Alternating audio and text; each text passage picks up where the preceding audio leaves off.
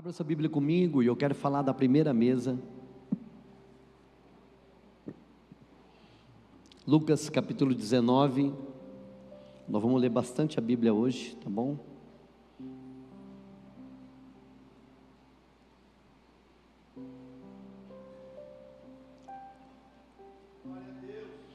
Lucas capítulo 19.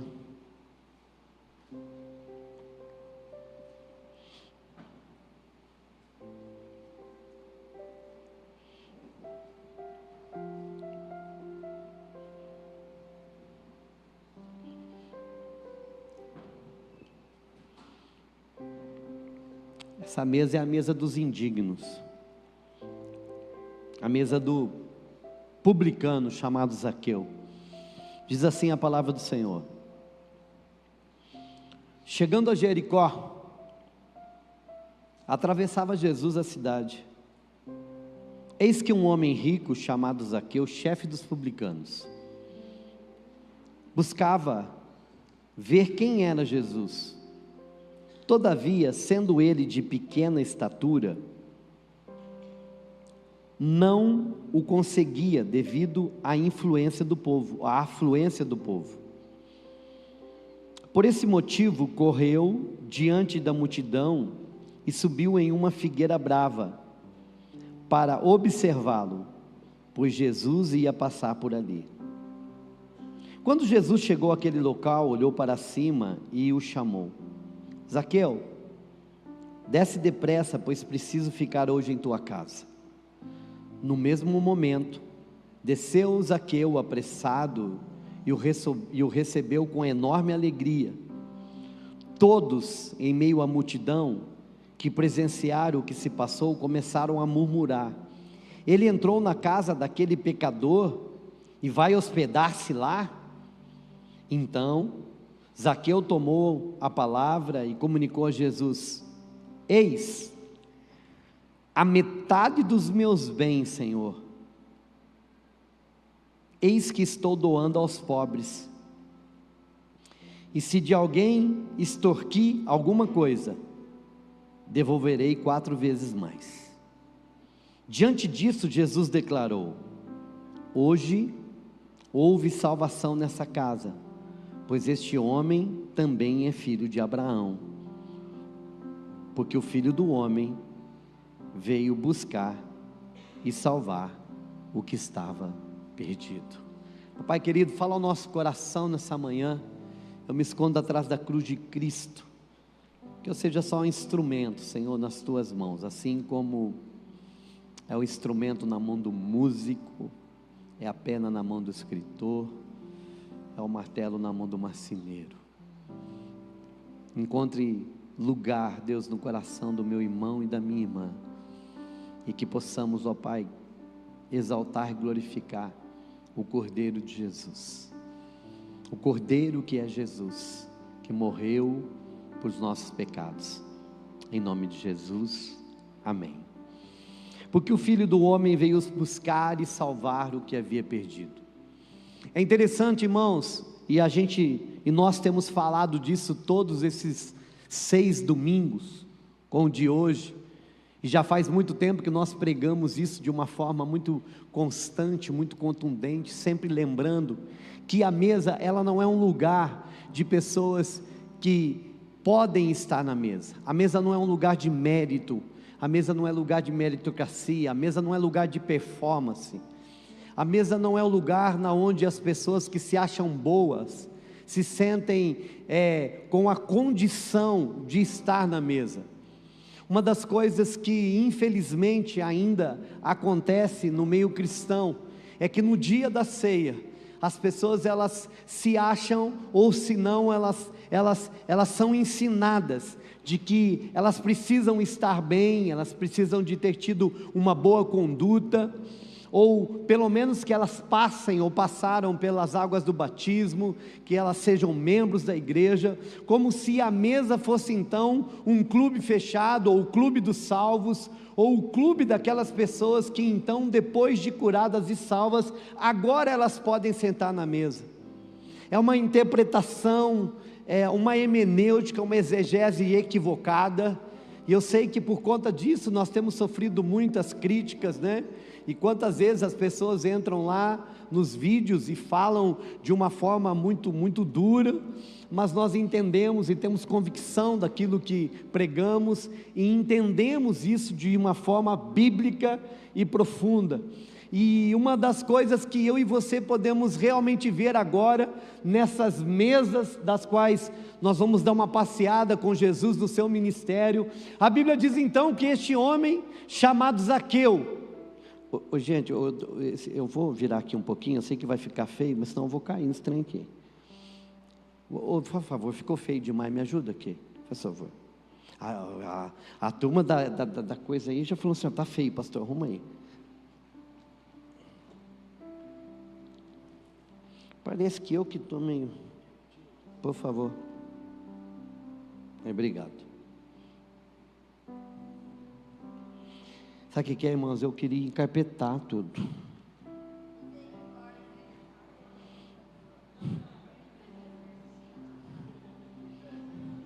Ô gente, caiu o óleo aqui.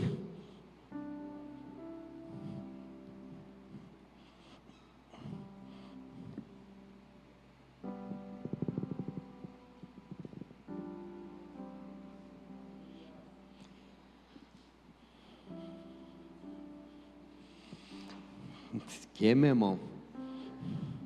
O diabo já não está contente com nós, vai que empurra. Glória a Deus. Aí tem um irmão gravando, já faz meme, já vira aquele trem. Bora.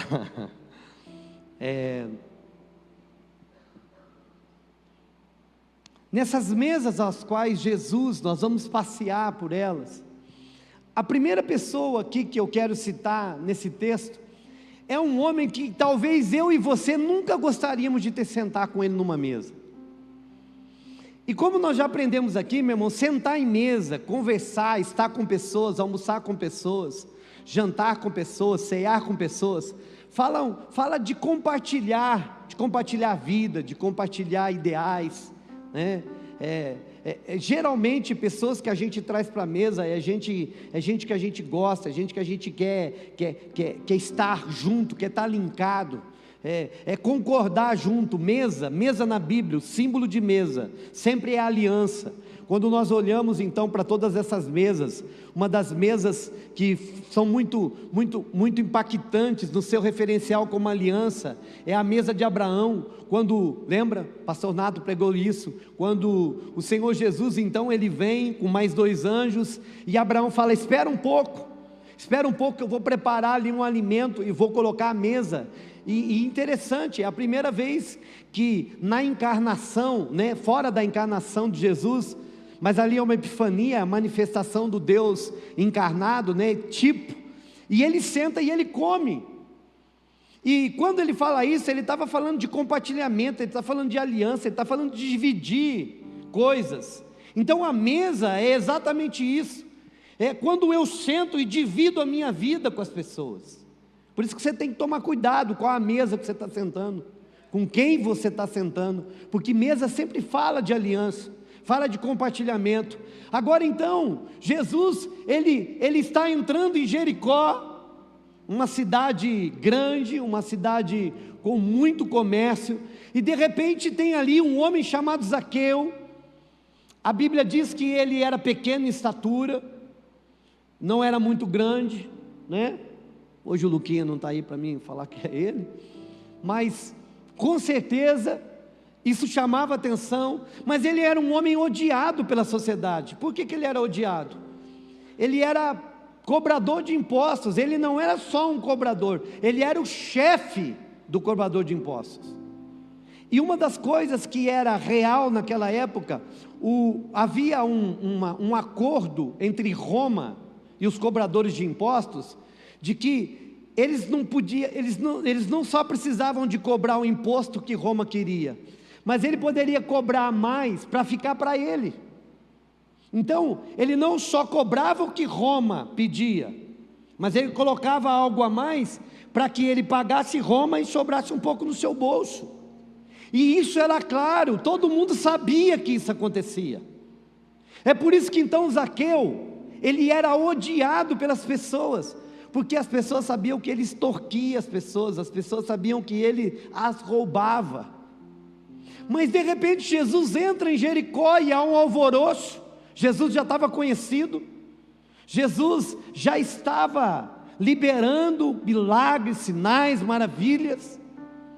E olha que interessante, desperta em Zaqueu o desejo de conhecer Jesus. Ele queria saber quem era Jesus.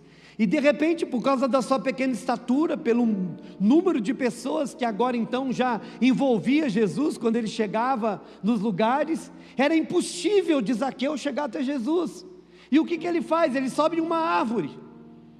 Num texto diz que é um sicômoro, nesse que nós vemos, de uma figueira brava. E olha que interessante, quando Jesus está passando, ele para debaixo da árvore, olha para Zaqueu e diz: Zaqueu, desce daí, porque hoje eu vou me hospedar na tua casa, eu vou jantar na tua casa. E o texto é claro, que as pessoas se escandalizaram com isso, e a multidão que presenciaram o que se passou começaram a murmurar: ele entrou na casa daquele pecador e vai hospedar-se lá.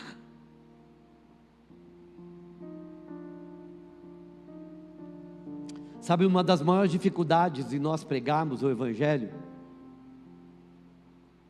a primeira mentira que Satanás põe no coração das pessoas, e de repente você que está sentado aqui é exatamente isso. Você fala assim: vem para Jesus, e você diz assim: não posso, tenho que mudar a minha vida, eu tenho que melhorar a minha vida, eu tenho que parar de fazer isso, eu tenho que parar de fazer aquilo. Não que não seja certo parar, mas aí você diz: não, eu não posso. Ou senão você está tão habituado nessa vida que você sabe que é errado. Sabe por quê, irmãos? Porque a maioria de nós, e muitas coisas que fazemos, lá dentro, a gente sabe que não deveria fazer. Mas muitas vezes o nosso distanciamento do Espírito Santo, nosso distanciamento do Senhor, ele faz com que o nosso sentimento seja cauterizado, a nossa mente, o nosso coração seja cauterizado. O que significa isso, pastor? Significa que eu sei que está errado, mas não quero arrumar.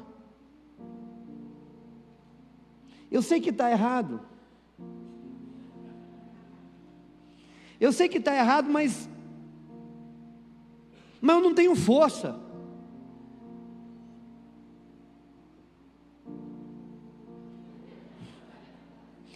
Vocês desculpem fazer isso, aí eu peço uma foto que a turma pede, não tem uma boa, né? Agora chega, senão eu não consigo pregar, eu tenho TDAH, minha filha, eu não consigo. Aí o que acontece? Presta atenção, aí está vendo? De repente a gente está tão cauterizado, Maurício. Irmão, de verdade, quantas coisas, e gente, eu só estou na primeira mesa, eu já estou pensando em terminar.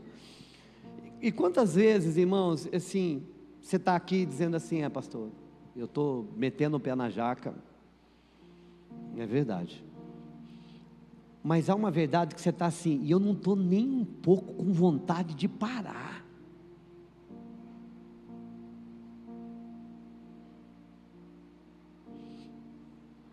Ei, olha aqui, deixa eu falar uma verdade que muitas vezes as pessoas, elas ensinam errado.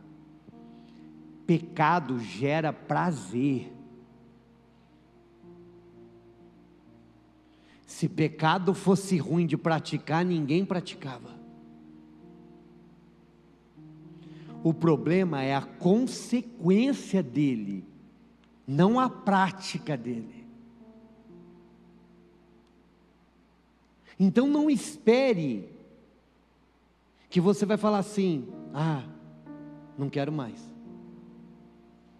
Na maioria das vezes não, na maioria das vezes é uma ação de Deus. Agora, sabe quando isso acontece?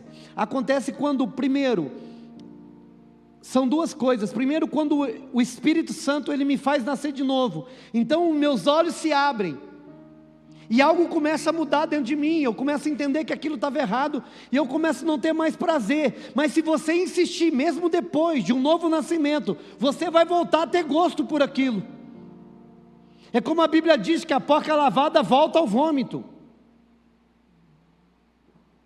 Se você insistir, meu irmão, você vai voltar lá e vai querer, você vai pegar gosto de novo.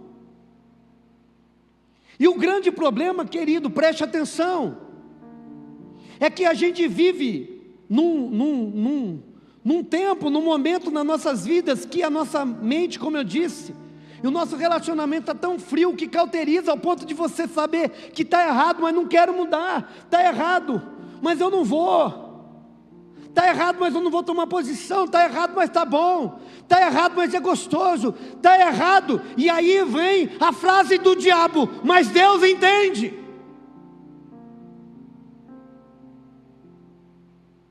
Deus entende. Não, Deus não entende. Porque esse entender de Deus não é, meu irmão, uma chancela para continuar nessa vida. Pastor, mas eu não consigo. A Bíblia diz: não tendes vencido o pecado, porque não tem resistido até o fim.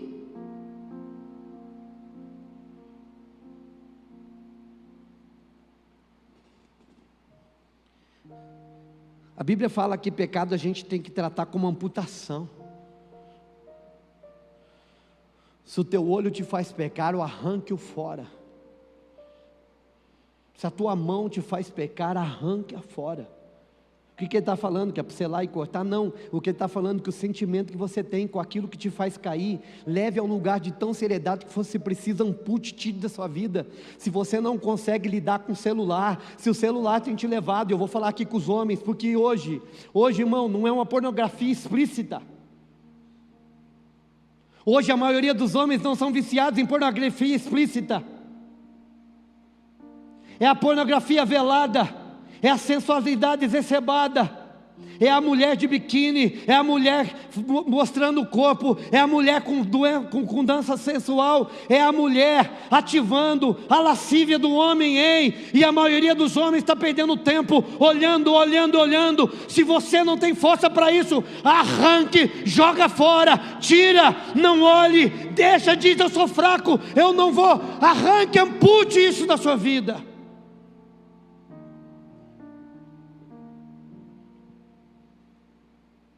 É levar a sério.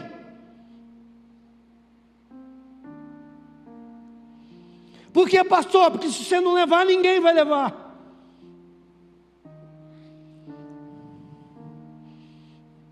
E por que você está falando isso? Porque é com essas pessoas que Deus quer curar essa manhã. É com essas pessoas que Deus quer sentar essa manhã. É com esse tipo de gente que Deus quer ceiar essa manhã. É com você que Ele quer compartilhar a vida, quer compartilhar a santidade, quer compartilhar a pureza, quer compartilhar perdão, quer compartilhar a graça. É com você que Ele te chama à mesa. É com o indigno, é com o chefe dos pecadores. Mas por que Ele quer compartilhar a vida? Porque é impossível você vencer se você não permitir que Ele faça. É uma ação conjunta, não é unilateral. É o chamado e a resposta. A palavra do Senhor, Isaías 55, vai dizer: vinde todos que têm sede, que têm fome, comam de graça. Compram de graça, compram sem dinheiro, adquirem sem dinheiro. Ei, olha aqui para mim, preste atenção no que eu vou lhe dizer. Nós estamos às margens Nós estamos a dias de um grande despertar espiritual do Senhor na nossa nação.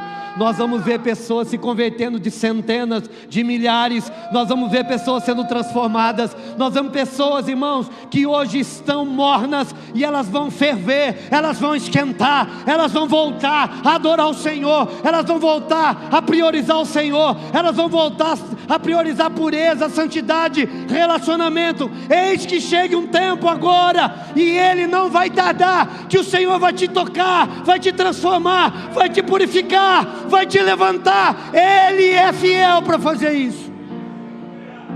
Ei, eu falo com uma igreja viva.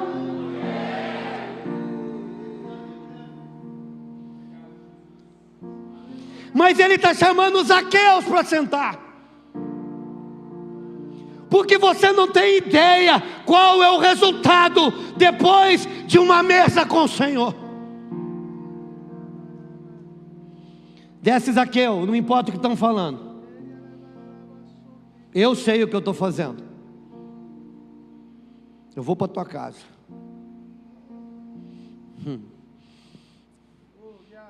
A tua casa vai ser Betel. Aleluia! E aí, irmãos, a Bíblia não fala o que Jesus conversa. Eu queria estar sentado naquela mesa para ouvir o que Jesus falou para Zaqueu. Ou de repente não falou nada, né? Ou de repente só a presença dele, ela é transformadora, ela é poderosa. E sabe de umas coisas que eu tenho clamado, meu irmão, todos os dias? Ei, olha aqui para mim. Quantas vezes Irmãos, eu vou falar para você uma coisa, não é fácil. O que é, pastor? Não é fácil muitas vezes estar aqui ministrando para os irmãos. Porque tem hora que a gente vê uns rostinhos, umas fisionomias, que você fala assim, meu Deus, essa pessoa precisa de um toque do Senhor. Ela está com o olhar tão distante, está com o coração tão distante, tão frio. Seus olhos falam que ela está com o coração amanhã, no problema, na dificuldade. Muitas vezes é um olhar de desesperança, é um olhar e eu fico aqui, Senhor, eu não posso fazer nada. Por isso que o meu clamor é assim, Senhor, que a tua presença venha, que o teu poder manifeste, que o teu toque alcance, que o teu Espírito faça, derrama da tua graça, da tua misericórdia, do teu amor, da tua compaixão, faz aquilo que eu não posso fazer, Senhor. E sabe, muitas vezes também eu olho aqui e eu percebo algumas pessoas que estão tão distantes. Na sua fisionomia ela está dizendo que está distante. Ela carrega no olhar a decepção. E a oração é a mesma. Senhor, toca, mostra, transforma, muda, cura. Como ele fez com Zaqueu. Zaqueu, desce daí. Desce daí, Zaqueu, eu quero ir para a tua casa. Jesus está dizendo aqui para algumas pessoas, eu quero ir para a tua casa, me leva para a tua casa hoje. Não, ele não quer só te encontrar aqui, ele quer ir para a tua casa. Ele quer dormir com você, quer acordar com você, quer tomar café com você, ele quer almoçar com você, quer ir para o serviço com você, ele quer trabalhar com você, ele quer estar com você.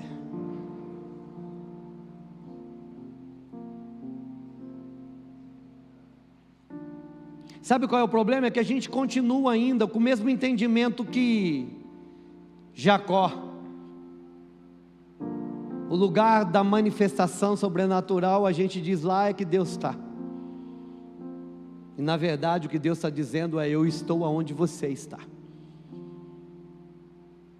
Quando Ele manda Moisés fazer o tabernáculo, e o tabernáculo precisava de ser um instrumento de movimento, não um instrumento que fosse estático. Lembra que toda a estrutura do tabernáculo era desmontável, para onde eles fossem, o tabernáculo fosse, e fosse de uma forma rápida, para que não tivesse entrave. Não se tratava de uma estrutura difícil de levar. Por quê? Porque Deus estava dizendo assim, para onde eu os enviar, eu vou junto. Para onde você for, eu vou, e para onde eu for, você vai.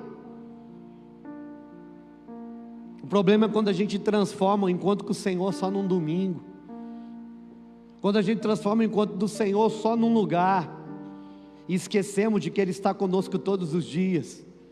Eu já disse várias vezes aqui o sentimento que Elias tinha, quando ele se apresenta até Acabe, ele diz assim: o Deus a qual face eu estou, o Deus em cuja a face me vê. Ei, Deus está te vendo nessa manhã, Jesus está te vendo nessa manhã, Ele conhece teu coração, Ele sabe das suas intenções, sabe dos seus sonhos, Ele sabe se você está perto, se você está longe, mas hoje Ele te chama e diz assim: desce.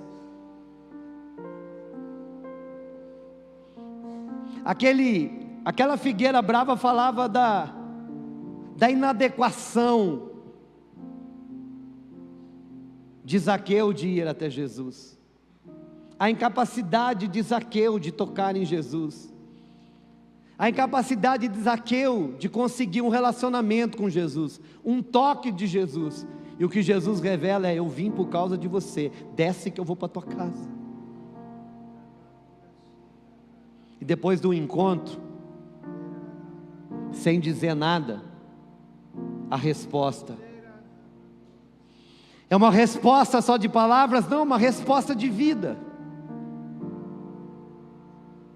Eu quero lhe fazer uma pergunta essa manhã: você tem dado uma resposta de vida? Porque ele vai e fala assim: agora eu estou dando metade do que eu tenho para os pobres. Jesus não falou nada de dinheiro, mas o problema dele era dinheiro. A partir de agora, dou metade para os pobres, e se eu roubei de alguém, e ele sabia que tinha roubado, eu vou devolver 4 vezes mais. Restituição. Quando a gente tem um encontro com Jesus, a gente paga as nossas dívidas. Pastor, que dívida que você está falando? Financeira? Não, estou falando daquela dívida no coração. Se você está devendo perdão para alguém, vai lá e pede. Se está devendo um abraço para alguém, vai lá e abraça. Se você está devendo uma mesa, vai lá e entrega a mesa. Porque quando a gente encontra Jesus, a gente restitui para quem a gente está em falta. E claro também, e por favor, aqui eu não estou fazendo, não estou sendo agente da Cobratel, não é nada disso, não estou falando disso, mas também tem isso. A mesa de Zaqueu fala da mesa dos indignos, da mesa daqueles que não merecem, mas Jesus vem para eles. Eu quero falar de uma próxima mesa agora, por favor. Mateus capítulo 9, do 9 a 13, por favor. Você está aqui comigo, meu amém?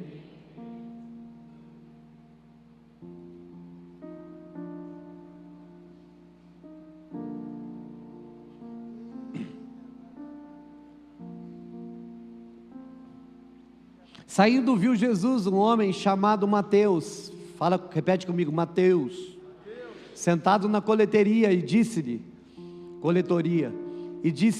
segue-me, e ele se levantou e o seguiu. E aconteceu que, estando Jesus em casa à mesa, muitos publicanos e pecadores vieram para cear com ele e seus discípulos. Quando os fariseus viram isso, perguntaram aos discípulos dele: por que ceia o vosso mestre com publicanos e pecadores? Mas Jesus, ouvindo, respondeu: os sãos não necessitam de médico, mas sim os... Deixa eu te fazer uma pergunta. Quando você olha para isso, o que você vê? Para mim esse texto é um texto que mais denuncia a prática equivocada da ceia do Senhor. Porque eu não sei se você sabe, lá na época de Jesus, apesar de Jesus ter, na Páscoa, transformado num cerimonial, onde ele pega o pão e parte, ele pega o vinho, e fala do símbolo do seu sangue, e o pão como corpo, eles estavam ceando, era uma refeição, era a Pessá. Depois daquilo ali, vem a prática da ceia, mas chamava a festa do amor, da onde as pessoas reuniam para se alimentar. O que é, pastor? É a mesma coisa que se toda a ceia que a gente tivesse, a gente preparasse um almoço, preparasse uma grande mesa e todo mundo sentasse para almoçar. Enquanto a gente está ali desfrutando da comunhão dos irmãos, comendo, nós estávamos o quê? Celebrando o corpo que tinha sido dado para que nós fôssemos salvos. E o sangue para que o perdão fosse executado. Era um almoço, era uma ceia. E quem estava sentado nessa mesa? Jesus. Agora então, Jesus vai para uma ceia, na onde ele olha para um homem, que é a mesma coisa de Zaqueu, outro cobrador de imposto. E ele estava sentado na onde, meu irmão? No trabalho dele, na coletoria. Ele estava ali, ó, o lugar onde ele cobrava impostos, e junto com ele estava toda a cambada. E Jesus olha para Mateus e fala assim: vou na tua casa. Mateus faz um almoço, uma janta, e fala: Jesus, vamos lá. Jesus fala: vamos. E quando Jesus senta na mesa de novo, tem publicano, e agora é mais do que cobrador de imposto, agora tem pecador, agora tem cachaceiro, agora tem prostituta, agora tem usuário de droga, agora tem tudo aquele povo, e está todo mundo sentado na mesa. Agora, você consegue ver Jesus sentado nessa mesa?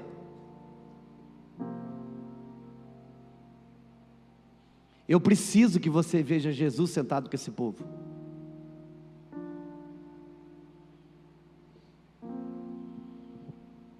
Você viu ou não?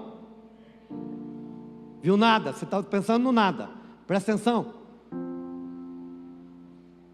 Olha, meu irmão, a mesa está lá.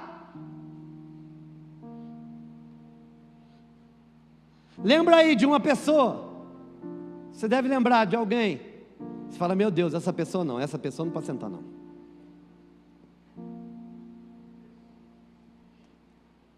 Não, tanto de droga que usa, tanto de coisa errada que fez, meu Deus do céu, não, esse daí não. Pensa nele. Aquela vizinha fofoqueira. Pensa nela. Os irmãos que moram aí nos edifícios, aquele vizinho, de cima e de baixo. Aquele, meu irmão, que você ora para ir embora, Deus leva essa pessoa embora. Aquele que para o carro na garagem sua e não deixa você sair. Aquele, Felipe, aquele. Pensa nele, irmão. Ô irmão, pensa naquele funcionário que você tem quase um ódio por ele. Você não odeia porque você é crente. Você fala: você tem uma vontade de mandar ele embora, mas não vou mandar ele embora agora porque vai me custar muito caro, eu vou esperar mais um pouco. Aquele patrão, irmão, que você quer ver qualquer coisa na segunda-feira, você fala assim: eu queria ver o diabo, mas não queria ver ele. Cuidado, hein, vai que o diabo aparece. Pensa nele.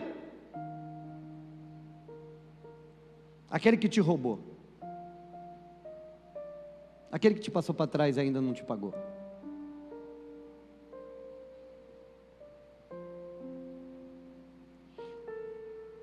Aquele que te traiu, aquele amigo que te traiu,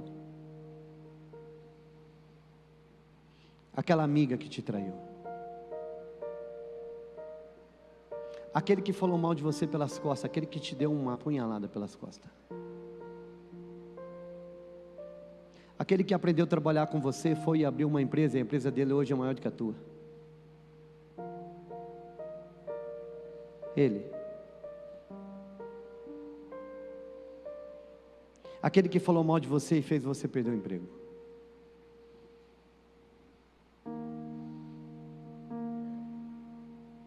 Aquele que te roubou, Hans, Letícia. Aqueles que foram lá e levaram tudo. Põe eles na mesa.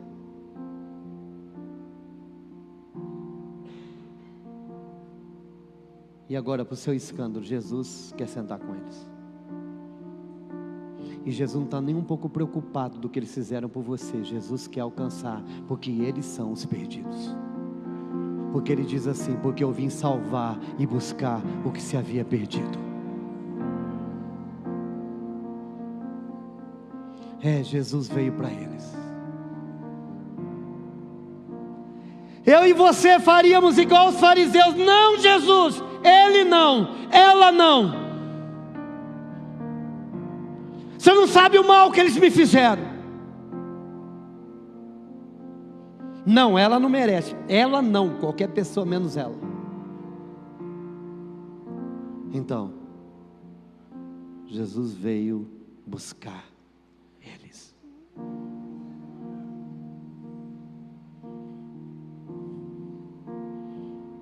Você pode ver Jesus sorrindo com eles? Não, até sentar na mesa tudo bem, só se for para dar uma bronca, sorrir não. Porque a gente quer que Jesus senta na mesa e fala assim: nunca mais faz isso, não faz isso, você está errado, vai lá, resolve. É isso que a gente quer que ele faz. Não, Jesus vai lá e come com eles e senta, e dá risada com eles. Só que uma coisa que você precisa de entender e compreender. Olhe para mim, preste bastante atenção. Nós humanos,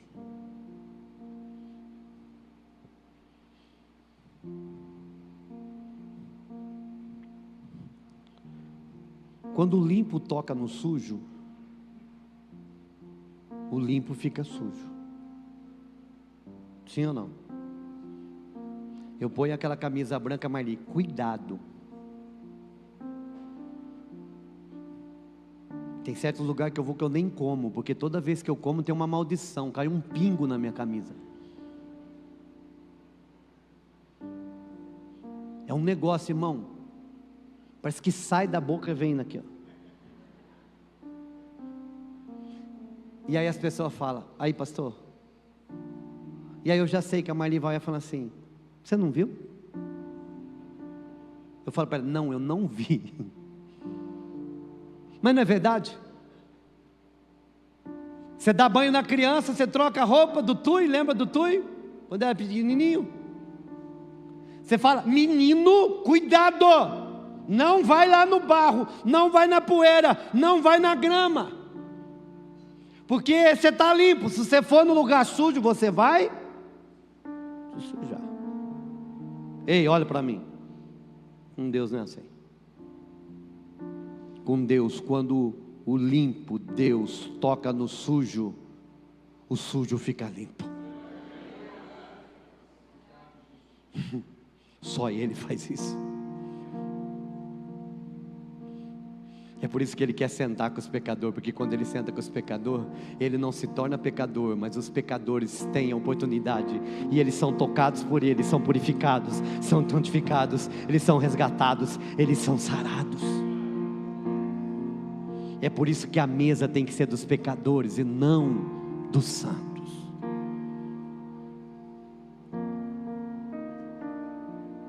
Agora o problema é que nós temos que sair do coro dos fariseus. Deixa eu pegar aqui meu esboço. Hoje eu não estou no tablet, voltei ao...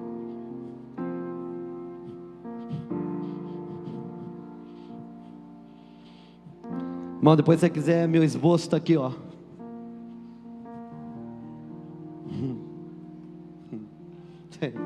Só pregar. Presta atenção.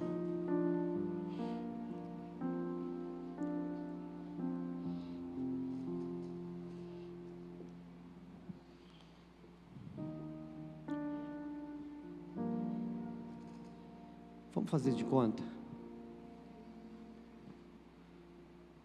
que nós estamos com a mesa aqui, e entra por essa porta aquele estereotipo de pessoas que a sociedade não aceita, ou nós cidadãos de bens também. Não estou falando que a gente tem que aceitar.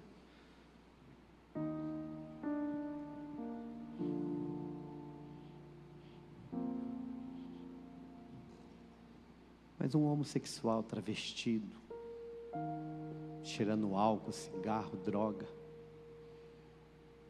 vindo de uma noite de prostituição,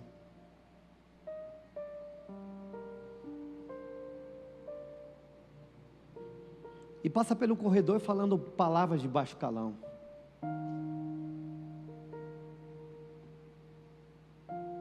De mini saia,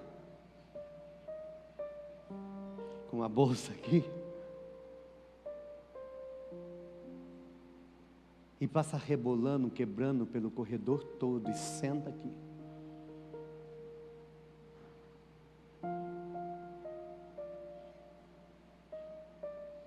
E aí, ela ouve que a mesa é para ela, ele ouve que a mesa é para ele. E aí, do jeito que ela está, ou ele está, a hora da oportunidade ele vai e pega o pão, ele pega o vinho e come.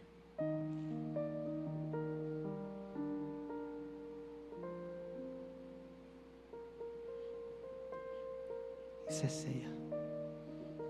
Pastor, mas e se ele não mudar? O problema não é meu, o problema não é seu, o problema não é nem de Deus, porque ele veio para salvar e buscar o que se havia perdido.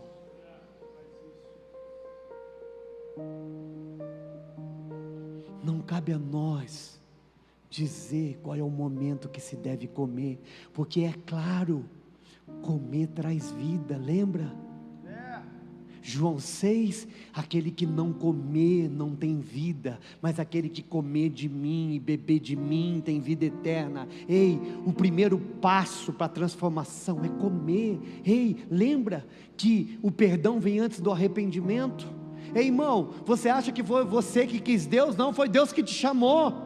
Ei, é uma graça que chama os pecadores. Ei, se você está aqui, não é porque decidiu vir na igreja, não, é porque o Espírito Santo te impulsiona, Ele continua trabalhando. Vai que você precisa, vai porque tem uma palavra, vai porque você tem que comer da mesa. Ei, você está duro, ei, você está precisando, vai, por mais que não importe o que você fez, existe um perdão liberado, uma graça liberada, uma misericórdia estendida, uma cachoeira de graça, uma cachoeira de perdão. E eu amo aquela canção que cantamos, ei, irmão, se a graça é um oceano, eu estou me afogando.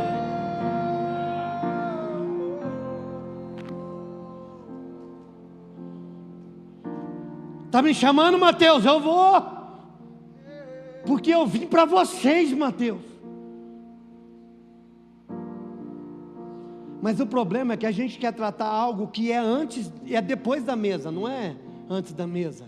Pastor, mas se ela continua assim, ela continua. A Bíblia diz assim, ó, que se você não crê, quando você crê, você é salvo, mas todo aquele que crê será salvo. Aquele que não crê já está condenado. Ei, irmão, eu preciso que você entenda e aprenda isso. E escute, presta atenção.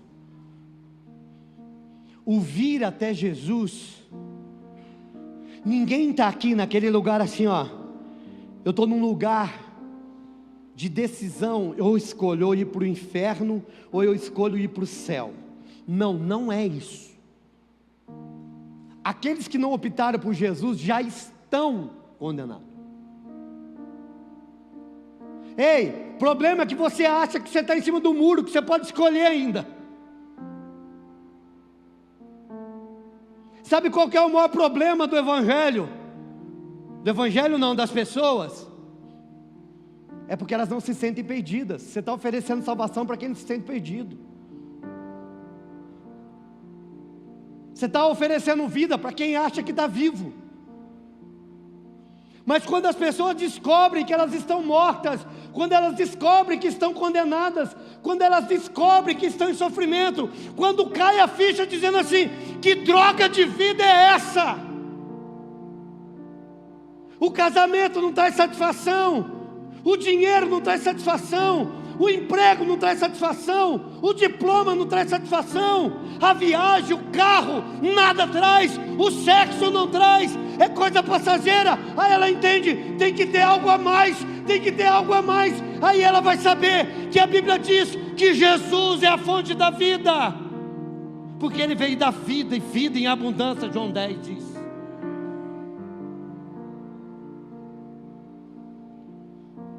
Então, irmão, não se trata de sair de um lugar de neutralidade para ir para Deus, não, é sair de um lugar de condenação e vir para o Senhor. Do que o senhor está falando, pastor? Eu estou falando que se você não entregou sua vida a Jesus ainda, você já está condenado. Que? Não sou eu que digo, é a Bíblia que diz. O problema é que tem um monte de pastor que tem medo de falar isso, sabe por quê? Porque hoje as pessoas estão encontrando um lugar de igreja, onde as pessoas têm que ser acariciadas. Não, meu irmão, você não veio aqui para mim te acariciar, você veio aqui para ouvir uma verdade dita em amor, dita debaixo da unção e da presença do Senhor. Ei, Ele quer te salvar, Ele te ama e quer te levar para o céu, mas a escolha é sua. Mas a todos o quanto receberam, receber é a ideia de que eu recebo o que está me dando, e posso rejeitá-lo. Mas a todos o quanto receberam, Apocalipse vai dizer: eis que estou à porta e bato. E ele vai falar de ceia, ele vai falar de mesa. E a coisa mais incrível desse texto é que ele está falando com uma igreja que não está ceando com ele. Ele está falando de uma igreja que não está tendo relacionamento com ele. Ei, irmão, nós estamos vivendo tempos difíceis. É um tempo de apatia espiritual, um tempo de insensibilidade espiritual, na onde eu não quero arrumar, na onde eu não quero quebrantar, na onde eu quero continuar do mesmo jeito. Ei, é um tempo difícil e é um tempo perigoso.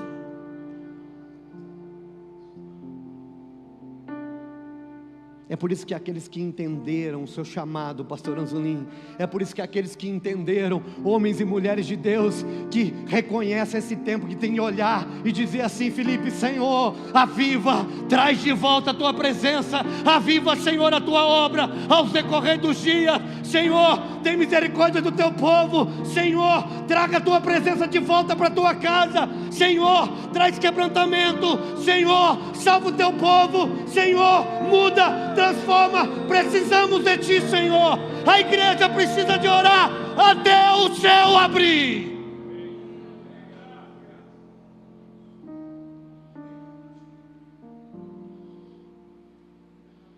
E eu vou falar uma coisa para você, irmão: enquanto esse céu abrir, você vai brigar para estar sentado aqui, vai fazer fila lá fora, porque a presença de Deus atrai. Você não vai ser vencido mais por um cigarro de maconha. E é interessante como Satanás, ele inverte as coisas. Como o pecado, ele inverteu tudo. Porque a Bíblia lá em Gênesis diz assim, que ele coloca Adão, e ele diz assim, sobre toda a erva do campo, sobre todo animal selvagem, sobre tudo que Deus tinha feito, ele vai dizer: e você vai subjugar, e você vai ser senhor de tudo isso. O pecado entra e agora o homem se torna escravo de uma erva.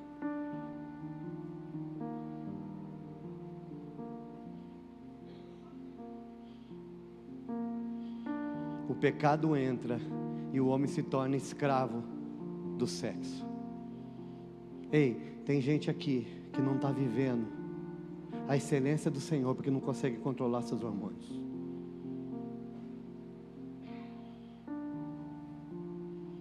Tem mulher aqui, homem de Deus com promessa, que não está vivendo porque não consegue vencer isso. E eu vou dizer que não é fácil vencer. Para vencer você tem que estar com o Senhor.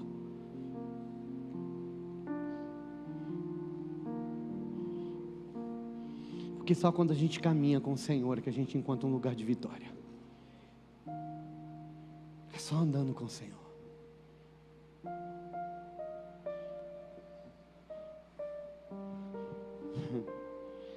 Vou passar para outra mesa.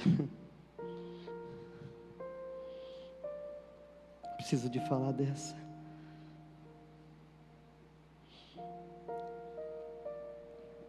Abra aí para mim, Lucas 7, 36 a 50. Está aqui comigo, meu irmão? Amém? Tem hora que dá uma vontade de levantar as mãos sem começar a adorar o Senhor, né, irmãos? Oh, Espírito Santo de Deus. Tem alguém aqui? Órfãos, venham desprezados. Eu sou um Deus de amor. Eu sou um Deus de amor.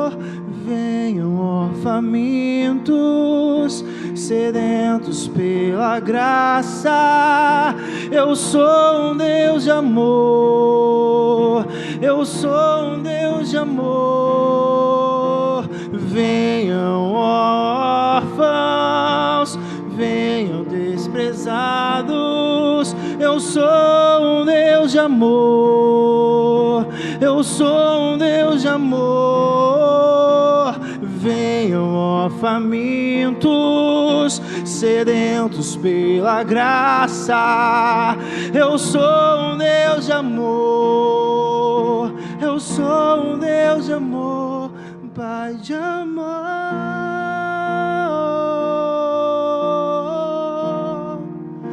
Tu és o nosso Pai, Tu és o nosso Pai, Pai de amor.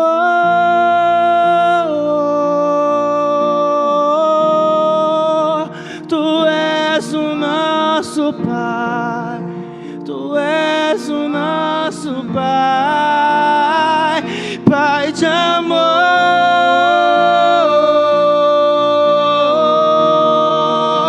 Tu és o nosso Pai, Tu és o nosso Pai, Pai de amor.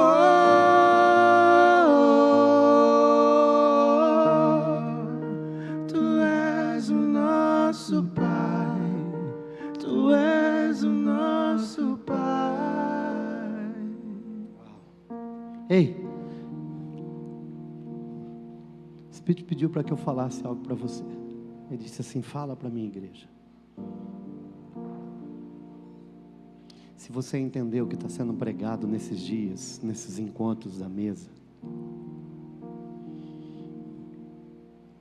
tem tanta família aqui que precisa de ser salva, ser liberta. Como é que está a sua família, irmão? Como é que estão seus conhecidos? Tem gente lá na tua família, irmão, que está precisando de libertação e transformação, e você não tem sido instrumento do Senhor. Você está participando das festas, sendo que era para você ser o canal de bênção, onde Deus ia mudar e transformar. Você deixou de ser uma voz profética, sabe por quê? Porque você se distanciou, ou porque você não entendeu ainda porque que Deus te salvou. Ei, irmão, essa casa, a palavra do Senhor diz que a casa dele ia ser chamada casa de oração, não é casa de bênção. A bênção vem como resultado, a bênção acompanharão. Na verdade, a palavra do Senhor diz que as bênçãos te alcançarão. Ei, irmão, o lugar do nosso relacionamento com Deus não é na onde eu busco a bênção, mas na onde a bênção me busca. É ela que corre atrás de mim, não sou eu que corro atrás dela. Sabe por quê? Porque eu tenho uma obra, eu tenho uma missão, eu tenho que resplandecer, eu tenho que manifestar a graça, a presença, o poder de Deus. Hein, irmão? Existe um poder sobre a sua vida, não é sobre a minha, é sobre a sua. Deus quer te usar na tua casa, no teu trabalho. Quantos homens que estão hoje vivendo debaixo de droga? Ei, você sabe, João, você sabe, lá na tua empresa, eles estão traindo esposas, eles estão debaixo de vício. Ei, Deus quer te usar lá. Tem um despertar, tem uma obra de Deus vindo, e Deus vai te usar.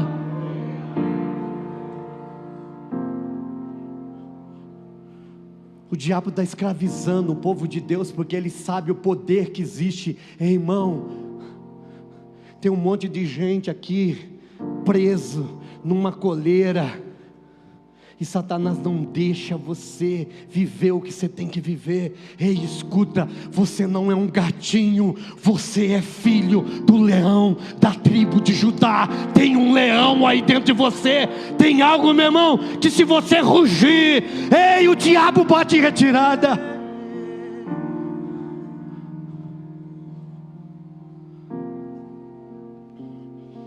Quero falar para a juventude. E a Bíblia diz que João vai falar: jovens, sois fortes. Ele não vai falar vocês serão. Não é no futuro, é vocês são. Sois fortes. pois já venceste os malignos, rei. Deus olha para você, não olha para você, você está sendo vencido por celular, vencido, meu irmão, vencido por namoro que não deve, vencido por relacionamento que você sabe que não deve nutrir, vencido por conversas profanas. Ei, a Bíblia diz que um dia nós vamos ter que dar conta de toda palavra frívola. Sabe o que é a palavra frívola? Brincadeira besta, brincadeira de duplo sentido, brincadeira que não traz nada, conversa fiada. Ei, meu irmão, deixa Deus te usar. Fala: Senhor, enche minha boca, enche meu espírito, me dá autoridade, me dá presença. Chama alguém, ore por ele, libere uma palavra, entrega uma Bíblia, manda um vídeo, faça algo para transformar essa cidade.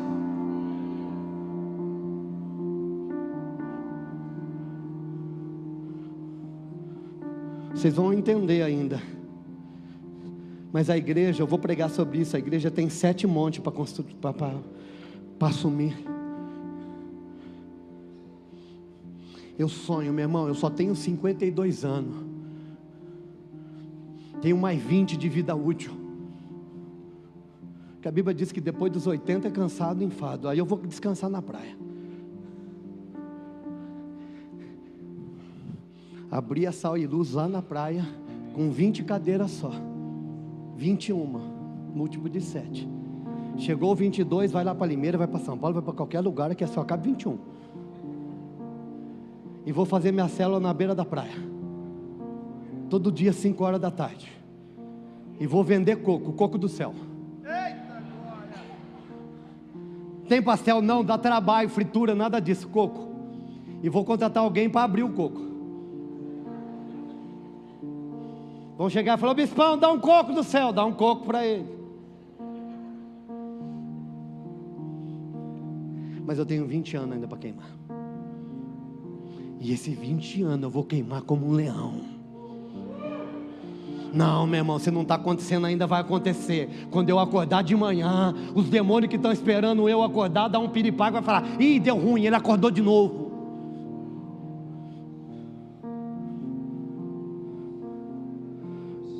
Porque aquele que está comigo é poderoso para fazer muito mais de tudo aquilo que eu penso ou imagino, através do seu poder que opera. Efésios capítulo 5, versículo 20. Eu não sei, meu irmão, tem hora que dá vontade de levantar as mãos e dar uns glória, não dá? Vamos adorar um pouco aí, vocês dois aí? Libera. Quem tem coragem de levantar as mãos aí e adorar comigo? Porque tem algo acontecendo de Deus. Deus está ativando pessoas. A mesa está sendo posta. Hoje não vou te pedir.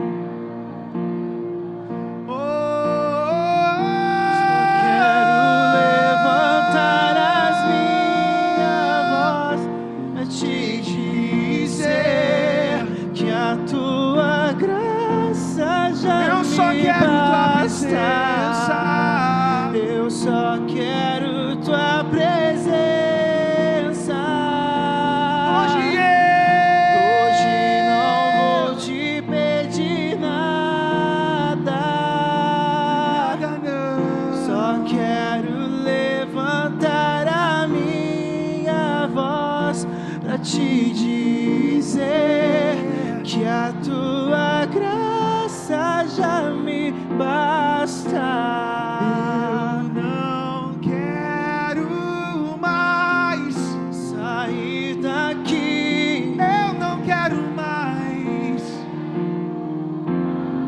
sair daqui. Eu não quero mais sair daqui. Me deixa ficar.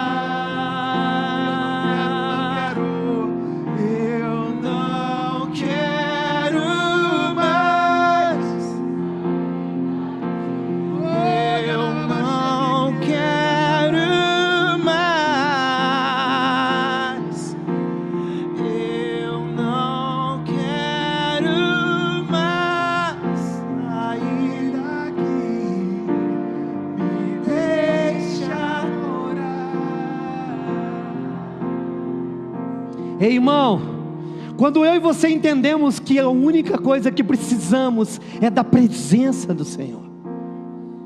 Eu disse esses dias aqui, irmãos, quando Davi, ele foi desmascarado por Natã, depois de 1 ano escondendo o seu pecado, e aí ele entendeu que ele poderia perder tudo, assim como Saul, ele poderia ter perdido o reino, mas quando ele se aproxima do Senhor, a única coisa que ele pede é assim: Senhor, não retires de mim a tua presença. Porque Davi sabia, irmão, que a única coisa que era importante para ele era a presença. Saul não tinha perdido o trono, mas tinha perdido a presença. De repente você continua num status que você sempre quis, mas não tem mais presença. De repente você conquistou o carro que você queria, mas perdeu a presença. De repente você conquistou a casa que você queria, mas perdeu a presença. Conquistou a empresa que você queria, mas perdeu a presença. Ei, conquistou o diploma que você queria, mas perdeu a presença. Conquistou a namorada que você queria, mas perdeu a presença. Ah, meu Deus do céu, conquistou o ministério que você queria, mas perdeu a presença. Conquistou o relacionamento que você queria, mas perdeu a presença. Ei, do que vale tudo isso sem a presença do Senhor? Você vai perceber que não vale nada. Não vale.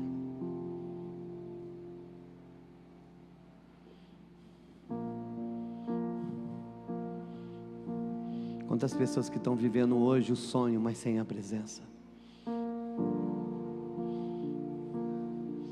Não vale viver sem a presença dele, não.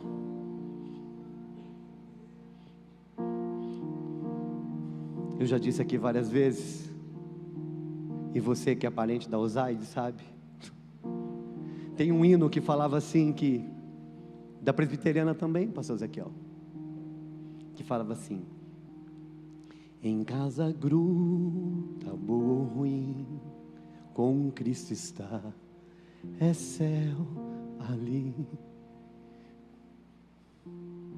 Se é casa, se é gruta, se é palácio, se é condomínio, se é favela, se Cristo está, é céu. Você sabe por que o inferno é inferno, Lucas? Não é porque o diabo está lá, porque tem demônio, porque tem fogo e que tem toda aquela desgraça. O inferno é inferno porque lá não tem Deus. É a ausência da presença dele. Tanto que na parábola de Lázaro ele diz assim: por favor, pede para Abraão molhar a ponta do dedo para refrescar a língua. E aí a resposta que vem é: existe um abismo entre nós. O que estão lá não pode vir para cá, e o que está aqui não pode ir para lá. Eu conheço tanta gente, irmãos, que tem tudo que todo mundo está procurando. Tem casa, tem dinheiro, tem status, tem viagem, tem tudo que você pensar, mas não tem presença. Ô, irmão, você pode estar na praia mais paradisíaca que existe, se não tiver Deus contigo, vai ser passageiro. E se você estiver numa caixa d'água, meu irmão, refrescando, mas a presença de Deus estiver lá, é a melhor coisa que pode ter.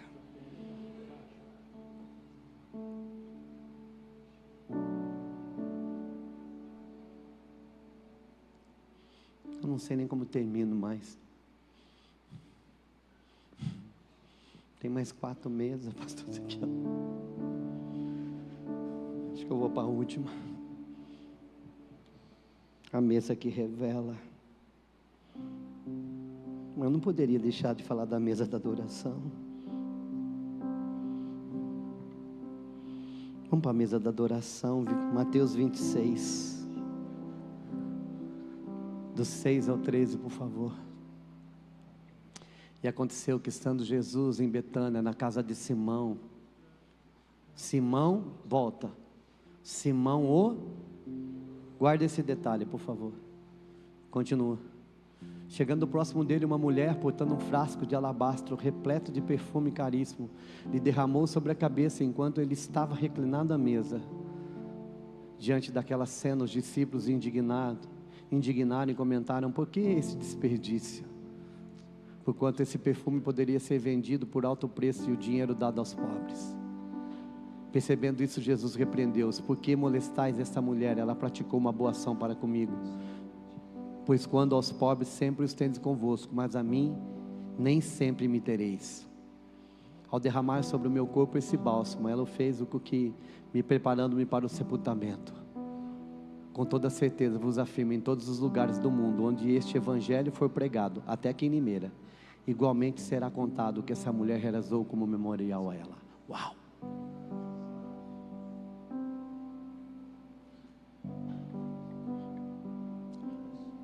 Adoração sempre vai preceder uma obra extraordinária do céu. Quando aquela mulher entrega aquela adoração extravagante. Deixa eu perguntar uma coisa: você já foi extravagante em algum lugar? O que é extravagante? É sobejar, é sobrar. Pastor, eu fui extravagante com a minha mulher.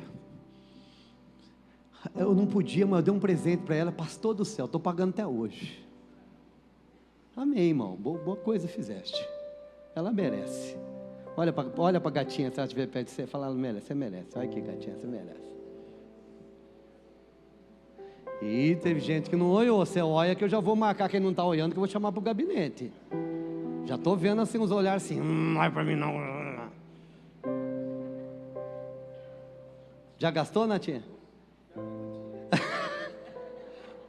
Natinha gastou. E você, já gastou, Zecão? É? E o Francisco, Helena?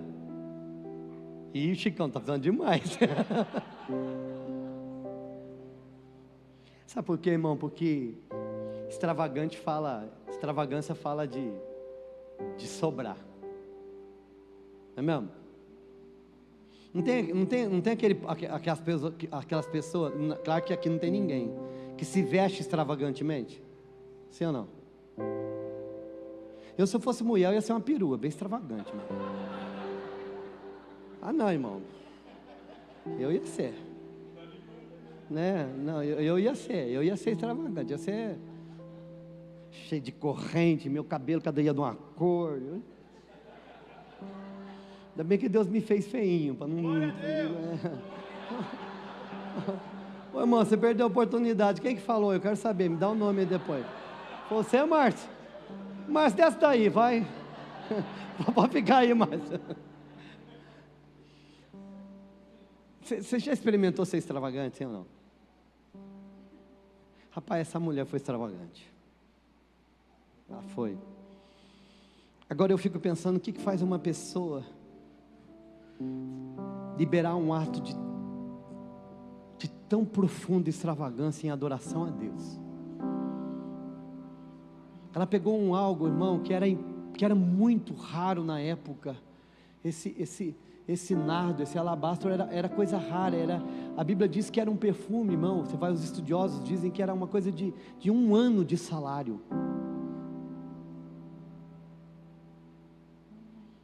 E ela, meu irmão, quem aqui gosta de perfume? Perfume caro. Perfume caro. Eu também gosto. Só não tenho.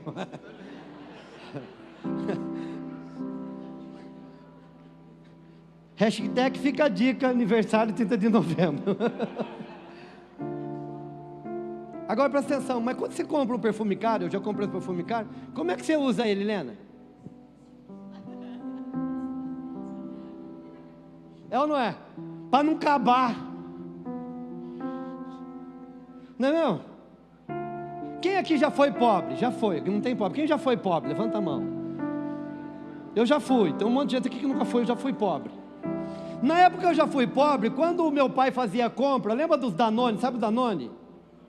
Quem lembra dos Danone, aquelas coisas, aqueles potes, morango, só tinha morango na época. Né? Hã? O de coco era ruim demais. Viu? O de morango, aí é o seguinte, e era um para cada fio, por mês. Aí, meu irmão, sabe o que você fazia? Você botava a colher assim, mas você não colocava a colher cheia. Você pegava a colher, você jogava tudo, aí você só lambia a colher. Não é? Para durar mais.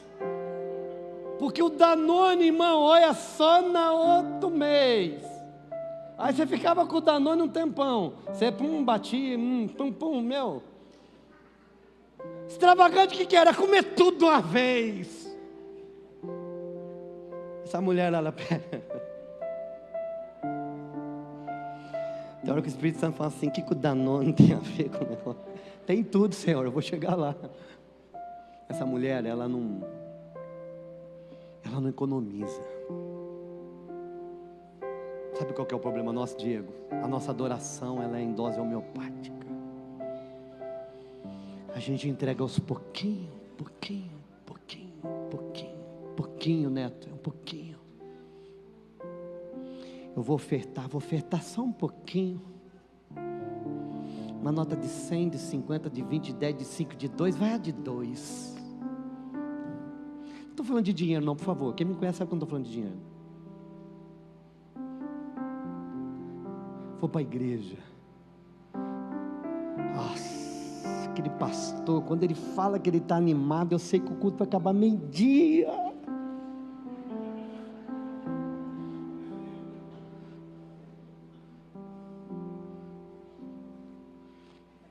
Sabe, irmão? Mal criatura, você só vem uma vez na semana. Devia ser de 12 horas o culto.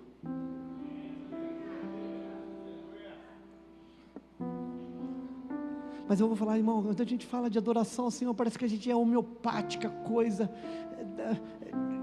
Não, irmão, aquela mulher, ela entra na casa de um homem que tinha que ter uma adoração extravagante, porque a Bíblia condena, não revela. Ele era o Simão,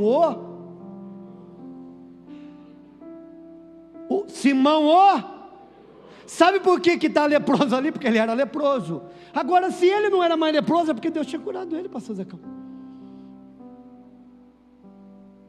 Se tinha alguém que tinha que ter um coração de adoração, quem era?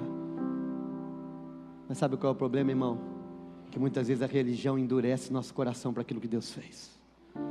E aí ele conseguiu reparar numa mulher que tinha, ao contrário, recebido o perdão. Alguns dizem que aquela mulher que quebrou o vaso de alabastro era a endemoniada que tinha 7 demônios. Outros dizem que não. Mas não importa se é aquela que tinha 7, que tinha 10, que tinha 15. Mas aquela mulher tinha sido alcançada. E aí ela encontra Jesus, ela não é convidada, mas ela vai, se arrasta, ela entra e ela beija os pés de Jesus e ela quebra, olha aqui, é um ano de trabalho, mas ele merece. Ela não põe em conta-gota, ela não põe um pouquinho e fala, usa quando o senhor puder. Ela vai lá e quebra, é para o Senhor, é tudo que eu tenho, é valioso, mas o Senhor é digno da minha adoração completa, inteira, verdadeira. Eu preciso de entregar isso ao Senhor. E aí, meu irmão, Deus fala, uau! Que isso? Ela me preparou, ela faz parte do processo da salvação. Aquela mulher entra na história, Júlia, ela entra na história como alguém que fez parte do processo do resgate da humanidade, porque o cordeiro tinha que ser preparado, e Jesus diz, ela me preparou para a sepultura, ela adiantou, ela profetizou, ei, esse perfume é para mim, porque eu vou morrer e vou ressuscitar, e ela diz, e em todo lugar do mundo, e essa palavra se completa e se realiza num lugar chamado Brasil, no estado de São Paulo, na cidade de Limeira. Hoje nós estamos falando dessa mulher, e Jesus disse, aonde esse evangelho for proclamado, vão lembrar dessa adoração extravagante. Essa mesa aqui faz com que pecadores entreguem muito mais do que eles acham que podem fazer.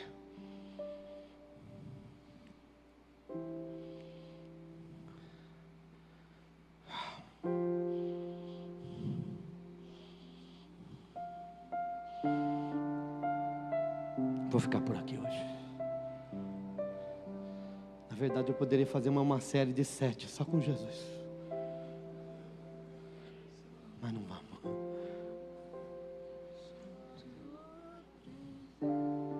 Vamos para lá, Song, vamos adorar o Senhor. Vamos cantar, eu quero cantar Ele Me Ama, gente. Eu preciso de cantar Ele Me Ama hoje. Porque se a graça é um oceano, hoje eu me afogo.